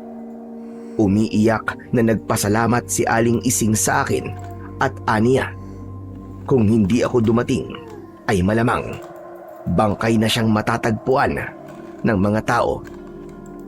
Nilinisan ko ang sugat ni Aling Ising at nang masiguro ko na ligtas na siya ay bumalik na ako sa aming bahay. Ibinalik ko sa kusina ang itak at lumapit sa akin si tatay. O ano anak? Ano nangyari? Nasugatan ka ba ng aswang? Hindi po. Nagawa ko pong itabo yung aswang at nailigtas ko po si Aling Ising. Ayoko nang gagawin mo ulit ang ganung bagay ha. Hindi ka ipinanganak para makipaglaban sa mga aswang. Hindi ka isang manunugis. Pero tay, kanina po, pagkatapos ko pong mailigtas si Aling Ising, ay may kakaiba po akong naramdaman. Para bang bigla po ako nagkaroon ng bagong layunin sa buhay. Ano ba't sinasabi mo? Tay, hindi ba napag-usapan natin nun? Isang araw na sana ay merong isang tao na magiging tagapagtanggol ng baryo natin laban sa mga aswang. Naisip ko po na baka pwedeng ako ang taong yun. Kalokohan yan. Isang beses ka lang nakapagligtas ay gusto mo nang maging manunugis at protektor ng mga tao rito mula sa aswang. Sakay papaalala ko lang sa'yo na hindi ka manunugis. Isa kang albularyo. Pero hindi po ba? Nawala na po ang kakayahan kong manggamot.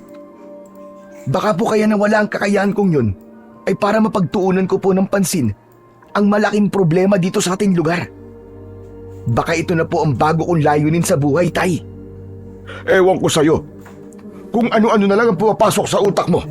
Basta, hindi ako pumapayag sa naiisip mong gawin. Masyado yung mapanganib at baka yan pang ikamatay mo. Hindi na ako nakipagtalo pa kay tatay. Pero sa utak ko ay patuloy na tumatakbo na baka kailangan ko na talagang tumindig at ipagtanggol ang aming baryo mula sa aswang na naghahasik ng takot at kamatayan sa aming lahat. Kinabukasan ay naging usap-usapan sa aming lugar ang ginawa kong pagliligtas kay Aling Ising mula sa aswang.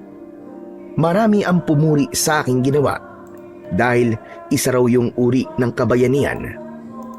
Natuwa ako, hindi dahil sa mga papuri, kundi dahil sa nakita ko na tila nagkaroon ng kaunting pag-asa ang ilan na matatapos din ang paggasik ng lagim ng aswang sa aming lugar. Nang araw din na yon ay binisita ako ni Joel at masaya niyang ikinuwento ang mga magagandang bagay na sinabi ng mga tao tungkol sa akin. Grabe, tol. Parang nung isang araw lang ay kinukutya ka ng mga chismosa kasi hindi ka na nakakapanggamot. Tapos ngayon, grabe sila kung purihin ka. Kahit ako hindi ako makapaniwala na magagawa mong harapin yung aswang. Ewan ko ba, tol? Nang narinig ko na sumisigaw si Aling Ising, ay para bang may kung anong nagising sa dibdib ko. Para bang bigla akong nagkaroon ng lakas ng loob na labanan yung aswang. Sayang nga lang kasi nakatakas eh. Gusto ko na kasi talagang patayin ang aswang na yon. Pero hindi bale. Marami pa naman pagkakataon eh. At sa susunod na magkaharap kami, ay sisiguraduhin ko na mapapatay ko na siya. Ang ibig mo ba sabihin talagang itutuloy mo na yung pagtugis mo sa aswang? Manunugis ka na? Oo, tol. Gusto kong maging protektor ng ating baryo laban dun sa aswang. Total, hindi na ako nakakapanggamot Kaya sa ibang bagay ko na lang itutuon ang aking atensyon. Baka nga kaya nawala ang kakayahan ko bilang isang albularyo ay para may iba naman akong gawin. Gusto ko kasi na meron akong pakinabang dito sa lugar natin.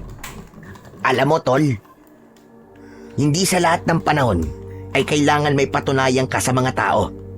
Okay na yung alam mong wala kang ginagawang masama.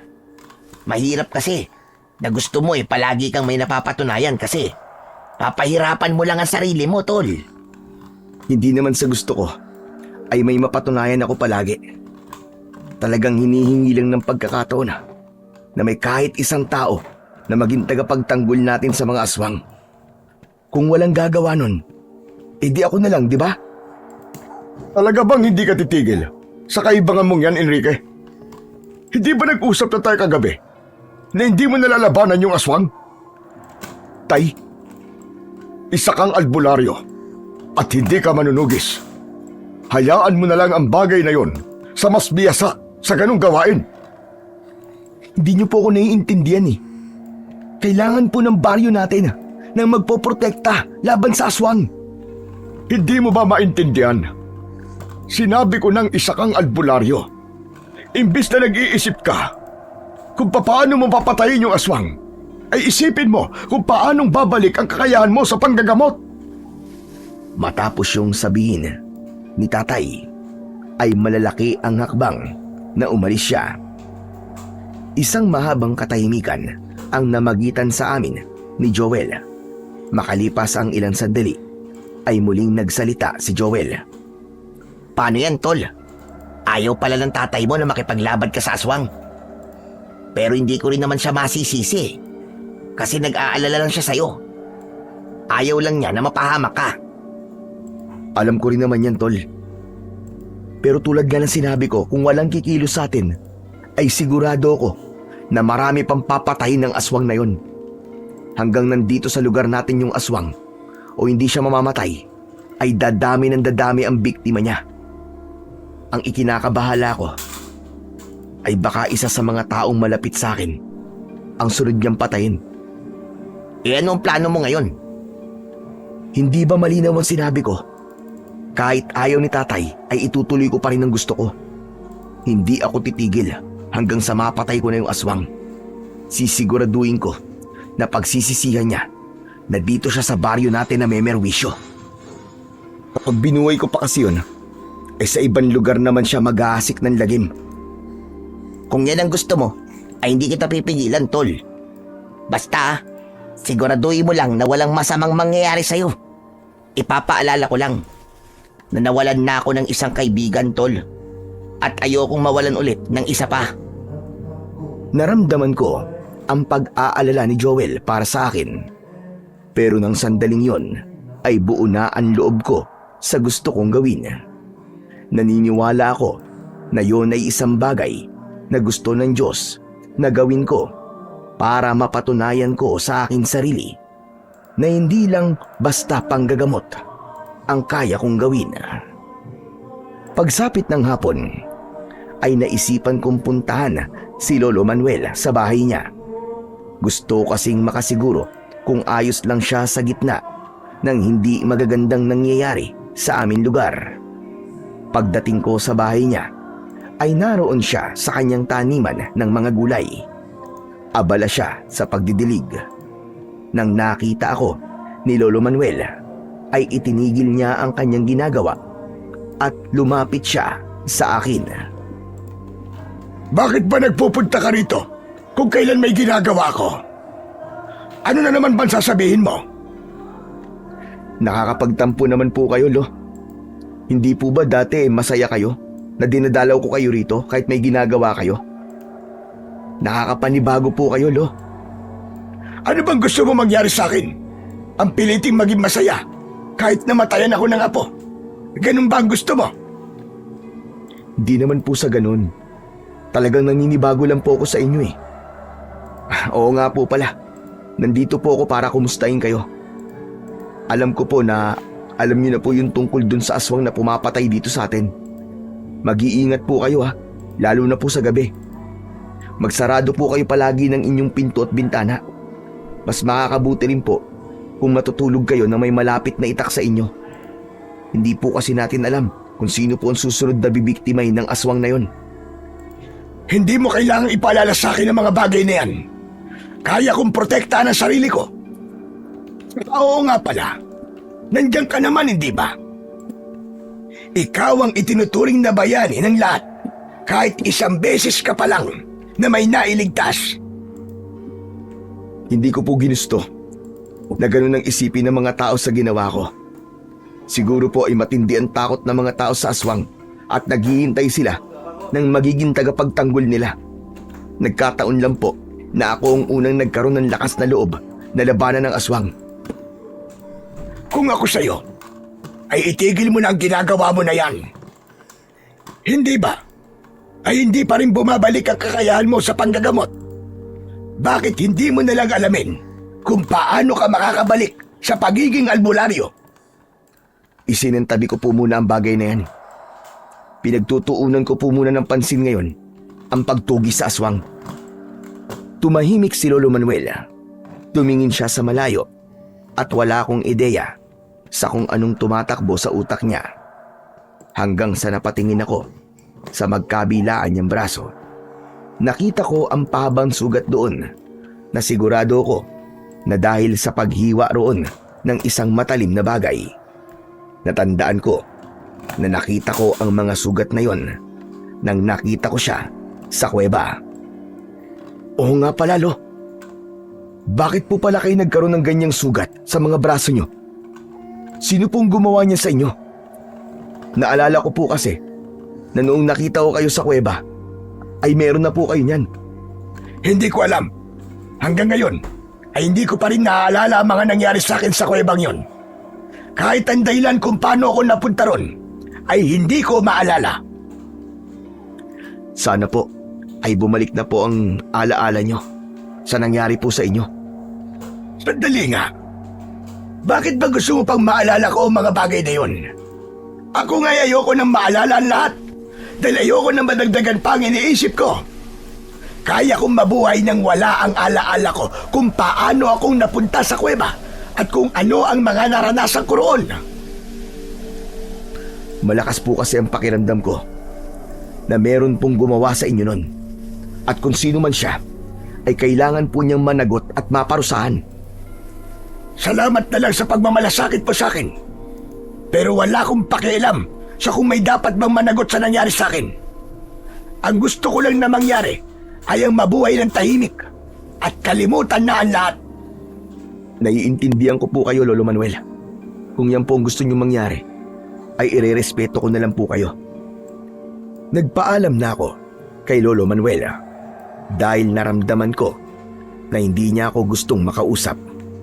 Nalungkot ako dahil napakalayo niya na sa Lolo Manuel na nakilala ko noon. Napagtanto ko na malaki pala ang nagagawang pagbabago sa isang tao ng labis na kalungkutan.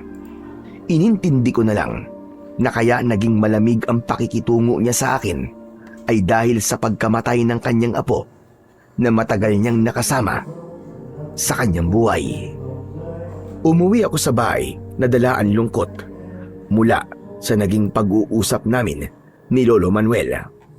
Umupo ako sa labas ng aming bahay at tumingin ako sa kawalan. Hindi ko na alam kung ano ba ang dapat kong unahing isipin. Kung paano ko mapapatay ang aswang o ang pagbabago ng pakikitungo sa akin ni Lolo Manuel. Isa pa rin sa iniisip ko ay kung babalik pa ba ang kakayahan ko sa panggagamot. Maya-maya ay dumating si tatay at napansin niya na malalim ang aking iniisip. Bakit nakatulala ka dyan? Baka naman iniisip mo kung paano mo papatayin yung aswang. Tumigil ka na sa kaibangan mo, Enrique, ha? Kahit nasa tamang edad ka na, ay dapat nakikinig ka pa rin sa akin dahil ako ang iyong ama. Hindi po yun ang iniisip ko. Si Lolo Manuel po. Oh, paano tungkol kay Lolo Manuel? Ang laki na po kasi ng pinagbago niya. Simula po nung natagpuan ko siya sa kuweba. Para bang ibang tao na po siya. Naiintindihan ko naman po na malungkot pa rin siya dahil nawalan po siya ng apo. Pero nung kamamatay pa lang ni Carding, ay maayos naman siyang makipag-usap sa akin. Pero ngayon Bakit? Paano na ba makipag-usap si Lolo Manuel sa'yo ngayon? parang galit po siya palagi sa akin Parang kapag kinakausap ko po siya, ay naiirita siya. At gusto niya na akong paalisin kagad. Intindihin mo na lang siya. Ganun talaga kapag tumatanda na. Paiba-iba na ang ugali. Kapag dumating ka na sa ganung edad, ay maiintindihan mo rin ang aking sinasabi. Sana po ay tama kayo. Masakit po kasi sa akin kung may galit si Lolo Manuel sa akin Alam niyo naman po na parang totoong lolo na ang turing ko sa kanya. Naiintindihan ko ang nararamdaman mo, anak. Pero bigyan mo pa ng konting panahon si Lolo Manuel. Halos kamamatay pa lang ni Carding ba? At masakit pa rin yun sa kanya. Sigurado ko na hanggang ngayon ay nasa estado pa rin siya ng pagluluksa. Ngunit darating din ang panahon na babalik siya sa totoon siya. Sana nga po. Oo nga po pala, Tay. Bakit ang dami niyo po yatang biniling asin at bawang? Nagkakaubusan na ng bawang at asin sa palengke ngayon. Butit meron pa nga akong nabili. At sabi kasi nila ay pangontra ang mga ito sa aswang. Kailangan natin magsabit ng bawang sa mga pintuan at bintana. At ito namang asin ay isasaboy natin sa paligid ng bahay para hindi tayo mapasok ng aswang. Pero epektibo po ba ang mga yan na pangontra sa aswang? Hindi ako sigurado, anak. Pero mas mabuti nang maniwala tayo. Malay natin kung totoo ngang takot sa asin at bawang ang mga aswang. Mamaya na lang pala tayo mag-usap at magluluto na ako ng hapunan natin. Pumasok si Tatay sa bahay at muli akong naiwang mag-isa sa labas. Nang sandaling yon ay napagtanto ko na mahihirapan akong tugisin at patayin ng aswang dahil hindi ko alam kung paano ako tatakas kay Tatay tuwing gabi. Hindi ko na kasi alam kung ano ba ang dapat kong gawin o sabihin para payagan lang niya ako sa gusto kong gawin. Pagsapit ng gabi ay hinintay kong makatulog si Tatay. Nang masigurado ko na mahimbing na ang tulog niya, ay tahimik akong bumangon. Kinuha ko sa kusina ang matalas na itak at saka ako lumabas. Nakahinga ako ng maluwag nang nagtagumpay akong makalabas sa aming bahay nang hindi nagigising si Tatay. Nang nagsimula na akong maglakad, ay kapansin-pansin ang nakakabinging katahimikan ng paligid. Kahit medyo malakas ang hangin, ay maalinsangan pa rin. Tahimik akong naglakad. Kahit hindi ako sigurado kung kaya ko bang labanan ng aswang, ay gusto ko pa rin siyang makita para magkaroon ako ng pagkakataon na patayin siya. Halos maikot ko na ang aming baryo, pero kahit anino ng aswang ay hindi ko nakita.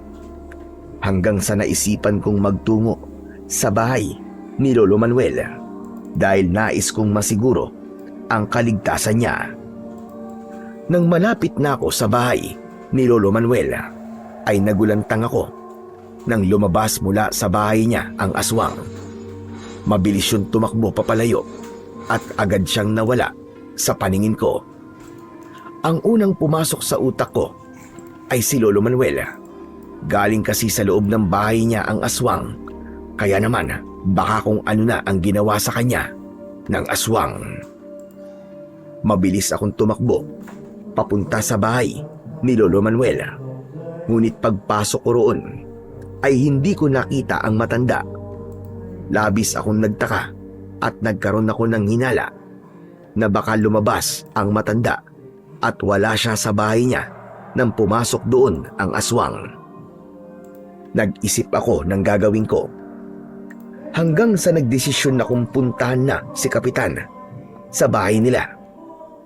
Pagdating ko naman roon, ay agad kong sinabi ang nangyari at ang hinala ko na nawawala na naman si Lolo Manuel. Agad na tinawag ni Kapitan ang mga tanod niya at sinimulan nila ang paghahanap kay Lolo Manuel. Nang sandaling yon, ay naisipan ko na magtungo sa gubat dahil baka naroroon na naman si Lolo Manuel. Sa daan ay nakasalubong ko si tatay at bakas sa mukha niya ang galit. Sinasabi ko na nga ba eh, lumabas ka para tugisin ang aswang. Huwag ka nang tumanggi dahil kitang-kita ko na may dala kang itak. Pwede po bang mamaya niyo na ako pagalitan, tay? May masama pong nangyari. Nawawala na naman po si Lolo Manuel at nakita ko po yung aswang na lumabas po sa bahay niya. Tay, baka kung ano naman pong nangyari kay Lolo Manuel. Bakit di mo agad sinabi? Tara, samahan mo ako kay Kapitan at tumingi tayo ng tulong sa kanya. Ginawa ko na po yan, tay. Sa ngayon po, hinahanap na po nila si Lolo Manuel. Gusto ko pong tumulong, tay, pakiusap po. Huwag niyo na po akong pigilan. Sige, ngayon lang kita pagbibigyan dahil buhay ni Lolo Manuel ang nakasalalay dito. Pero sasama ako sa paghanap. Nasaan ba mga tanod? Nasa gubat po ang karamihan sa kanila, tay. Sige, doon din tayo pupunta dahil doon mo natagpuan si Lolo Manuel. Baka nandun na naman siya. Pero hintayin mo ako dito at kukuha lang ako ng itak sa bahay. Bilisan niyo lang po, tay. At baka kung ano na po ang nangyari kay Lolo. Nagmamadaling tumakbo si tatay pabalik sa aming bahay. Hindi ako mapakali sa aking kinatatayuan. Mas matindi ang takot ko sa pagkawalang muli ni Lolo Manuel dahil alam ko na merong aswang sa paligid na maaari siyang patayin. Laking gulat ko na may biglang sumunggab mula sa likuran ko. Malakas akong napasigaw nang maramdaman ko ang pagbaon ng matutulis na ngipin sa aking balikat. Nang nawala ang nasa likod ko, ay mabilis akong lumingon at doon ko nakita ang aswang. Walang hiya ka! Mabuti naman at nagpakita ka na sa akin. Sisiguraduhin ko ngayon na sa pagkakataong to ay hindi ka na makakaligtas. Huwag kang mag-ilusyon. Isa ka lamang albularyo na wala ng kakayahan na maggamot. Hindi mo kayang patayin ang isang aswang na kagaya ko. Huwag mong minamaliit ang gaya ko na may malasakit sa baryong to. Handa akong ibuwis ng sarili kong buhay para sa mga tao rito. Gusto mo palang maging bayani, ha? Kung ganon, papatayin na kita. Total, matagal ko na itong gustong gawin. Mabilis na sumugod ang aswang. Pero sa pagkakataong yun, ay handa na ako. Nang akmang kakalmutin niya ako, ay pumihit ako ng mabilis sa kanan. Pagkalagpas sa akin ng aswang, ay agad ko siyang tinaga sa likod.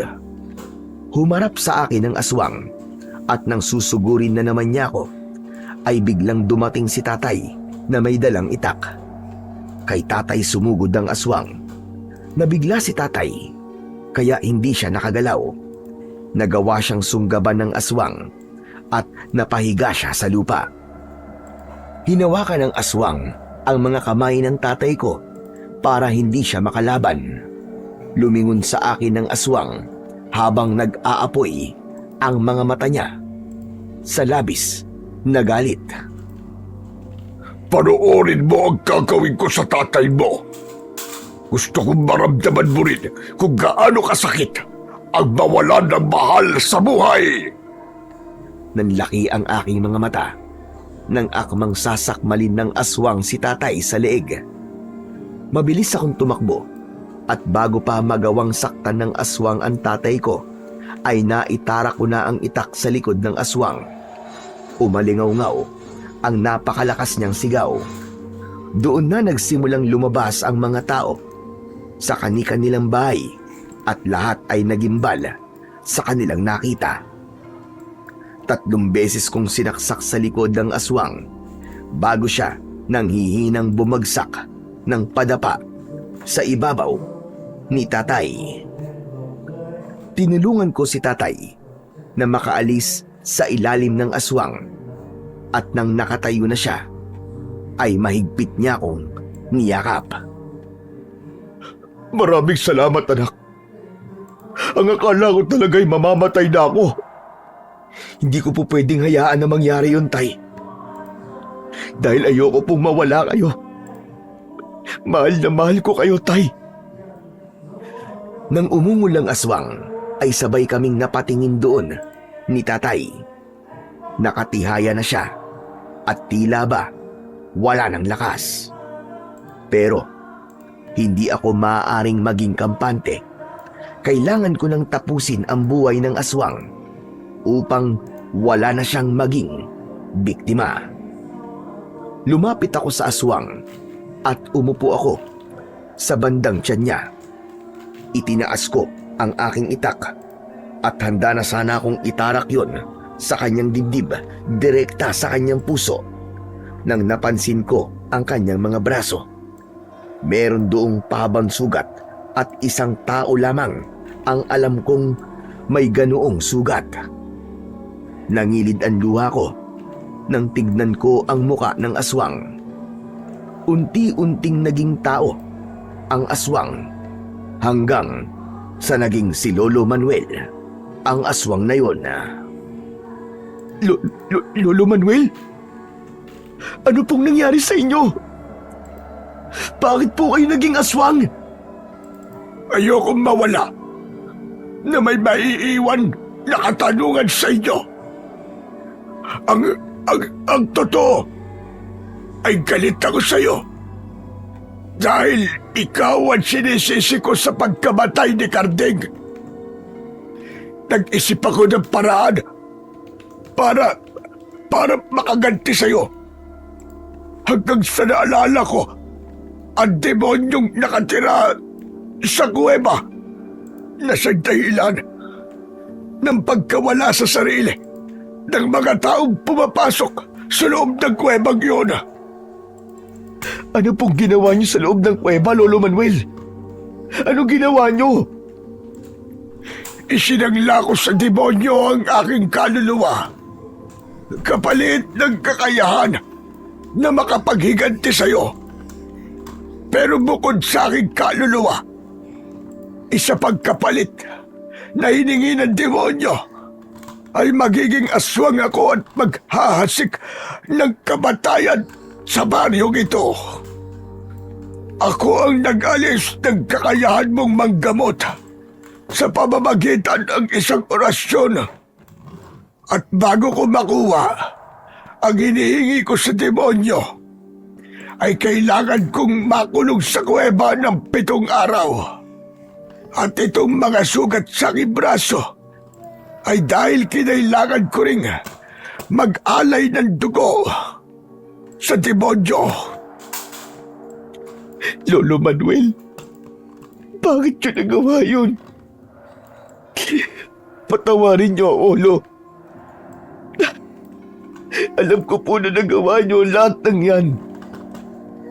Dahil sa hindi ko inuna si Carding na gamutin. Kung siya sana ang inuna ko, ay buhay pa siya ngayon. At hindi kayo magkakaganyan. Hindi, Enrique. Ako ang dapat na humingi ng tawad sa'yo. Kasalanan ko to dahil masyado ko nagpadala sa galit ko at naging mababaw ang aking pag-iisip. At wala na rin akong puwang sa lugar na ito dahil sa mga taong pinatay ko. Kaya, Enrique, nakikiusap ako. Patayin mo na ako, Enrique. Patayin mo na ako para makasama ko na ang apo ko sa kabilang buhay. Hindi, Lolo Manuel. Hindi pa huli ang lahat para magbago kayo. Hindi na po may babalik ang mga buhay na kinuha nyo. Pero pwede nyo pong pagbayaran ng kasalanan nyo sa legal na paraan. Hindi ko po kayo kayang patayin. Dahil lolo po kayo ng matalik kong kaibigan. At lolo na rin po ang tingin ko sa inyo. Inilapag ko sa lupa ang itak at tumayo ako. Inabot ko kay Lolo Manuel ang isa kong kamay. Pero imbis na ang kamay ko ang kunin niya, ay ang itak ang kanyang kinuha. napakabilis ng mga pangyayari. Wala na akong nagawa nang ginilitan ni Lolo Manuel ang sarili niyang leeg. Napasigaw ako at agad kong itinakip ang isa kong kamay sa malalim na sugat niya sa leeg. Tay! Tulungan po natin si Lolo! Dalhin po natin siya sa ospital! Anak, tama na. Wala na tayong magagawa. Si Lolo Manuel na mismo ang humusga sa kanyang sarili. Wala na siya. Hayaan na natin siya, anak. Napahagulgol ako ng iyak habang yakap ko ang walang buhay na katawan ni Lolo Manuel. Hindi ko maintindihan kung bakit nangyari ang lahat ng yon. Natapos man ang takot ng mga tao sa aswang sa gabing yon, ay nadurog naman ng gusto ang aking buong pagkatao dahil sa pagkawala ng isa na namang tao na malapit sa aking puso. Kinabukasan ay inilibing namin si Lolo Manuel sa tabi ng puntod ni Karding. Alam kong habang buhay kong dadalhin ang sakit sa pagkamatay niya at sa lahat ng nangyari. Pero alam ko rin kailangan kong ipagpatuloy ang aking buhay. Makalipas ang ilang araw, ay bumalik na ang kakayahan ko sa panggagamot at sigurado ko na dahil yun sa pagkamatay ni Lolo Manuel. Nawala na ang orasyon na inilagay niya sa akin. Tuluyan na ring isinarado ang kuweba kung saan nakilala ni Lolo Manuel ang demonyo upang wala nang makapasok doon. Bumalik na ako sa pagiging albularyo, pero hindi na lang yon ang papel ko dahil isa na rin akong manunugis na protektor ng aming baryo laban sa mga aswang na maaaring dumating pa. Napagtanto ko rin na ang paglimita sa sarili ay isang nakakatakot na bagay dahil kapag kinulong mo ang sarili mo sa isang papel lang, ay hindi mo malalaman ang iba mo pang kayang gawin kapag dumating ang mas mabigat na pagsubok. Kung nanatili akong nakatuon lang sa pagiging manggagamot, ay baka hindi ko natuklasan na kaya ko ring lumaban at maging tagapagtanggol bilang isang manunugis at protektor ng aming baryo laban sa mga kampon ng kadiliman. Hanggang dito na lamang po ang aking kwento at sana ay may napulot po kayo na magandang aral. Sa kwentong ating napakinggan, pinatutunayan lamang na hindi masama ang maghangad na tuklasin ang iba mo pang layunin sa mundong ito upang maprotektahan ang mga mahal mo sa buhay at ang mga taong nasa paligid mo. Ang masama ay ang maghiganti at mag-isip ng paraan kung paanong pababagsakin ang isang tao o isang lugar dahil lamang sa galit na dulot ng mga nangyari sa iyong buhay. Ang ganitong pag-iisip ay maaaring humantong sa mas malalim na pagkalubog sa putik ng kadiliman hanggang sa tuluyang kang lamunin ng apoy ng kasamaan.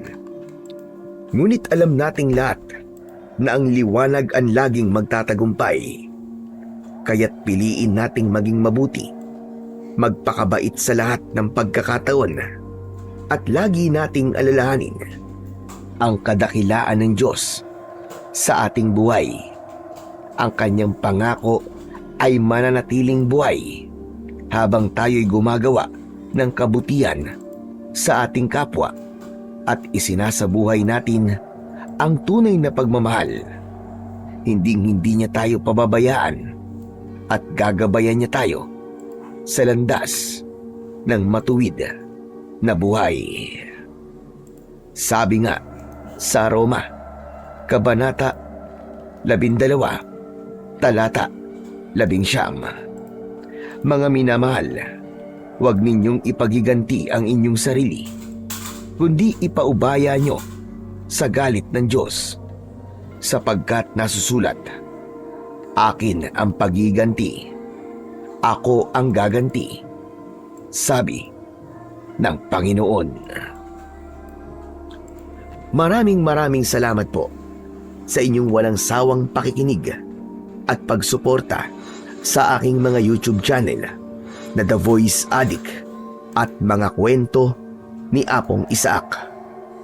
Hanggang sa muli, at pagpalain nawa kayo ng puong may kapal.